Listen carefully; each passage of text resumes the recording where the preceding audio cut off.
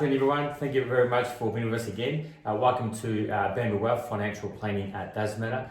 Today we're going to be discussing estate planning. More specifically, we'll be talking about myths about estate planning. This is a very important topic, particularly when we are entering into one of the greatest intergenerational wealth transfer, possibly for the last 100 years. So understanding some of the terminology and some trips and traps and misconceptions is extremely important. So once again, we'd just like to remind our viewers that we are providing general advice only. This is not any specific financial planning advice. If you want to look at your particular circumstance in more detail, then please organise to contact us and we'll be able to sit down and be able to provide you some professional advice. However, as we mentioned in the past videos, estate planning is very specific to legal practitioners. As financial planners, our role is to identify potential issues that may arise in the future and then refer you to a legal practitioner who will sit down and be able to properly formulate documentation for your estate planning needs. So today we have again Wesley. Thanks Wesley for being with us again. Great to be here. Excellent. So Wesley will be asking me some questions about some of the myths that we often hear in estate planning, and would like to just provide you a broad explanation of how these myths sometimes can be debunked. And again, if you don't mind, please press the like button and share our videos with people who you feel may benefit from this content and our professional advice. Thank you once again. Wesley, Great. shoot ahead. Yep. So basically we hear a lot of different myths, so we'll just cover the biggest ones. One of the biggest ones that I hear about is that all assets are distributed according to somebody's will. Is that correct? Not necessarily. There is that risk that if you die without a valid will, a valid will is usually defined as a will that has been correctly documented or put together or properly signed or sometimes witnessed. If you die without a will, it just means that the assets may go to someone else than your actual preferred person. Remembering the whole basis of writing a will is it's a legal arrangement that you set up before you die, and that is to make sure the assets are passed over to the correct person, to the correct amount, and it's essentially at the right time, passing over assets and also control. So not necessarily, assets can be passed on to people that may not necessarily be in your best interest. Excellent. Okay then. Another myth that we keep on hearing, especially me with my friends, is that younger people don't need wills because they don't have many assets. Would you agree? Yep. I sort of would like to sort of preempt that. Essentially, that's the things that people think about, is that wills are only for old people. That's not necessarily true. There are certain things that can occur in someone's life that may change the life that they lead or how assets are passed on to them. So young people will have superannuation, and often superannuation assets provide a higher level of default insurance. So you may have a large amount of insurance policy inside your super that can assist you. But also young people may have accidents, so there could be illnesses or some personal grievances that may effectively change the way the person is looked after. So if you want a specific caring or guardianship of your particular situation, writing a will is equally important, because you do come across, as I mentioned before, large transfer of assets, which mean you might be young, but your grandmother might have just essentially left you $1 million value of a house. Now, how would you actually manage that? So they're very important points to consider.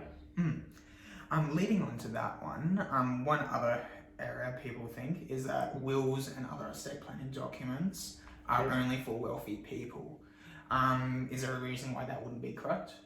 Again, this is sort of a question that's following from the previous one. That's not necessarily true. Today, asset prices have increased substantially. So you can look at the value of homes, which on average is about $800 to $1 million. We are referring to the Australian market here in Melbourne, Victoria. But essentially, anyone who has the capacity to receive assets from other persons, such as parents and grandparents, may essentially come across a large sum amount of money, which would mean that, yes, young people, as we mentioned earlier, can come across a substantial amount of funds which they need to address for many reasons. It could be primarily, do they want control of the asset? Do they want to sell the asset? What is the tax implications? So those things are very important for both older and the younger generation in society. One thing that I've been hearing about is that wills are only for the old and people that are retiring. Yeah. why would other people need a will? It's another sort of category in relation to are you a retiree, or are you close to retirement, or are you so many years away from retirement? But again, it could be for many reasons. So a younger person may have large superannuation money, or maybe contributing to superannuation money. Again, they may have a large portion of insurance inside their superannuation, or they may wish to have a certain type of lifestyle. Through guardianship nominations, this makes it really easy for a younger person or middle-aged person to ensure that they receive the correct care and also pass on assets to the correct person in a timely and tax-effective manner. Yep. Okay. Well, for my last question is, a lot of people may actually think that if they pass away, their family would actually know how to distribute those assets, and as such don't need a will. Is there any drawbacks from people believing that? Sure. So what you're referring to here is someone who believes that there's no need to have a will. Is that correct? Yeah. So not having a will can put you in quite long, lengthy, complicated, and fairly costly legal battles. So in your will, it can be challenged. It can be challenged by a number of people. So you've got your eligible persons who can challenge your will, and you've got other persons who you may be may have been financially dependent on you that can actually challenge your will. So under the family provisions claims, that can lead to challenges. So the other important thing here too is that if you don't have a will, then the government will have control over who receives the funds, and also to what proportion who receives the funds, and also what order they actually receive the funds. So if it is a particular person you don't want to receive a certain amount of funds, then that will be out of your control. So essentially, having a valid will can eliminate undue selling of assets, and also complicated, lengthy challenges to your will. So it is very important that you do have something in writing, preferably in writing, but also make sure that it's accessible to the beneficiaries and other legal professionals to ensure that your assets are carried out according to your wishes. Yeah. Excellent. Well, that's all my questions. Okay. Thanks, guys. Thanks once again for being with us today. So as I mentioned, as financial planners, we don't write up legal documents. We do assist our clients in the provision of financial planning advice, and also identify potential issues that they may come across. So if you have any question, please reach out and contact us, or speak to your family lawyer.